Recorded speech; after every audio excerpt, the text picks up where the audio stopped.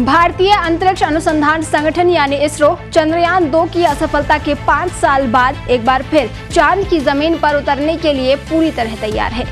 शुक्रवार 14 जुलाई को भारत अपनी उपलब्धियों का एक नया अध्याय लिखने की तैयारी कर रहा है। 14 जुलाई 2023 को चंद्रयान 3 की लॉन्चिंग की जाएगी, जिस पर पूरी दुनिया की नजरें टिकी हुई हैं। इससे पहले 2019 में पूरे देश ने चंद्रयान 2 मिशन से काफी उम्मीदें लगाई थी, लेकिन सितंबर 2019 में चंद्रयान 2 की क्रैश लैंडिंग हुई थी। अब इसरो के अध्यक्ष एस सोमनाथ ने चंद्रयान 2 मिशन के फेल होने के कारण बताए हैं।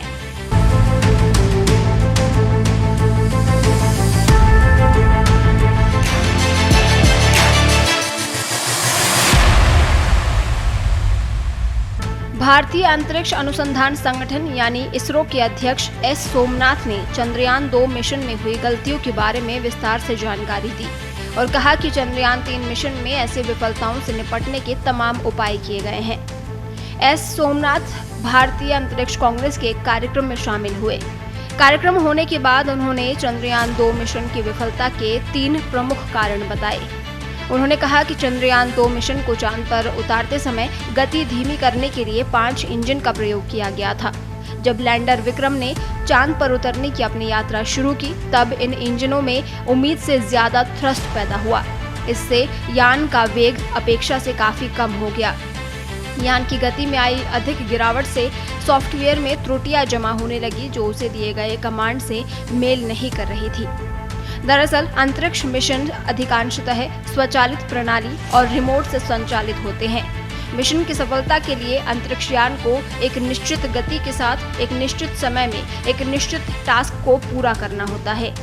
तमाम स्थितियों का अनुमान लगाकर और गलतियों के लिए मार्जिन रखते हुए सॉफ्टवेयर तैयार किया जाता है, ताकि व्यवधान आने पर यान खुद को संभाल सके। लेकिन चंद्रयान 2 के इंजन में उत्पन्न ज्यादा थ्रस्ट के कारण यान की गति धीमी होने लगी और कुछ ही समय में बड़े पैमाने पर त्रुटियां सॉफ्टवेयर में जमा हो गई।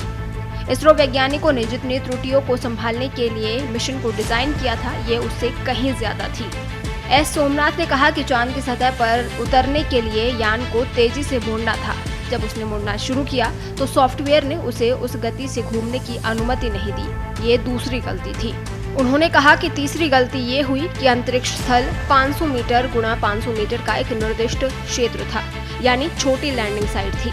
अंतरिक्ष यान ने उस लैंडिंग स्थल पर उतरने के लिए अपना वेग बढ़ाना शुरू किया, लेकिन जब लैंडर चांद की सतह के बिल्कुल करीब पहुंच गया, तब भी अपना वेग बढ़ाता रहा।